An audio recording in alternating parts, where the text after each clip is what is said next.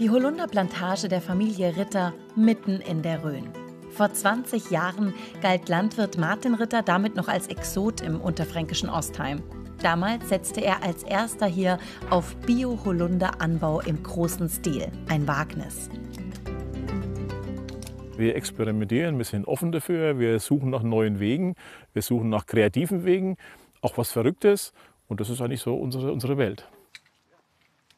In ihrer Welt ist der Holunder unterdessen eine wichtige Einnahmequelle. Aber den Erfolg mussten sie sich hart erarbeiten. Am Anfang haben wir die Bäume so weit nach außen geschnitten. Dann kamen die ganzen tragenden Äste auf den Boden und lagen am Boden. Nächstes Jahr haben wir dann so weit innen geschnitten. Dann standen die alle oben. Dann brauchten wir 2 Mann zum Pflücken. Also man muss es lernen, ganz einfach. Auch die nächste Generation ist experimentierfreudig. Tim bereichert als junger Landwirt den Hof mit kreativen Ideen. Diese Fläche hier wollten er und sein Vater für ein ganz exklusives Projekt nutzen: Trüffelanbau. Die Bäumchen, die mit den Sporen des Edelpilzes geimpft wurden, waren bereits gepflanzt. Alles sah gut aus. Doch dann... Wir wissen es nicht so wirklich. Die Bäume haben alle super ausgeschlagen, es waren alle grün. Und von jetzt auf nachher haben sie alles Laub verloren. Ein Rückschlag, aber kein Grund aufzugeben. Für Tim Ritter, Landwirt in der 3. Generation, gehört das Scheitern zum Erfolg. Wer etwas Neues wagen will, braucht einen langen Atem.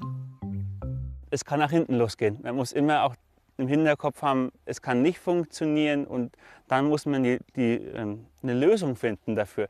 Was hat man falsch gemacht? Was muss man anders machen, dass es wieder besser wird? Auf jeden Fall den Mut nicht verlieren und ja, vielleicht noch mal neu anpflanzen, ein paar Bäume und schauen, was macht man anders, wo ist ein Fehler drin.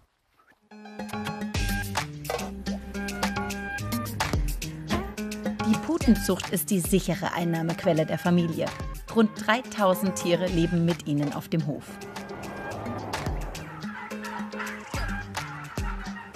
Bei uns haben die Puden alle Namen, die heißen alle Inge. An Weihnachten geht es Inge dann an den Kragen. Bis dahin lässt sich der junge Landwirt aber immer wieder etwas einfallen. Wir haben jetzt den Ballen aufgemacht. Das ist für unsere Puden Beschäftigungsmaterial. Da sie sich nicht an sich selber spielen, stellen wir den Ballen rein. Und wenn wir jetzt ein Stück zurückgehen, sehen wir gleich, wie die hingehen und drauf liegen und den klein machen. Und in 2 Wochen ist der Ballen nicht mehr da. Dann haben die den einmal komplett zerlegt. Es macht schon Spaß, mit den Tieren zu arbeiten, weil man weiß, am Ende des Tages, nach am Ende der Mast, den Puden ging es gut und die hatten ein schönes Leben bei uns.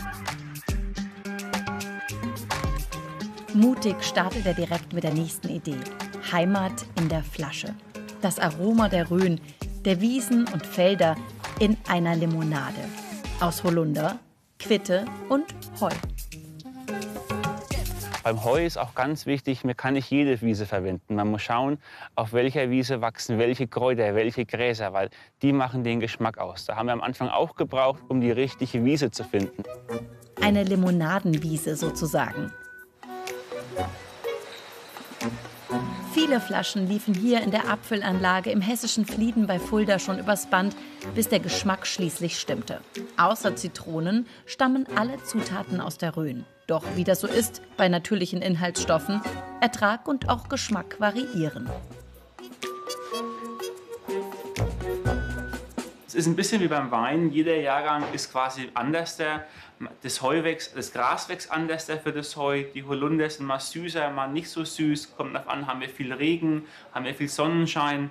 Ja, das macht es auch ganz immer ein bisschen spannend. Wir müssen dann quasi vor jeder Abfüllung komme ich her und da wird einmal angemischt, probieren wir aus und danach gebe ich mein Okay zum Abfüllen. Von der Limonade stellt er rund 18.000 Flaschen im Jahr her und verkauft sie im Hofladen und in regionalen Getränkemärkten. Wir arbeiten ein ganzes Jahr dafür und man sieht dann sein Endprodukt. Das macht schon stolz. Hier, zwischen den Holunderplantagen in Ostheim, begann, was Vater und Sohn bis heute antreibt. Die Lust und der Mut, sich immer wieder neu zu erfinden. Und so wachsen bei den Ritters in der Rhön neben Holunder und Heu vor allem neue Ideen.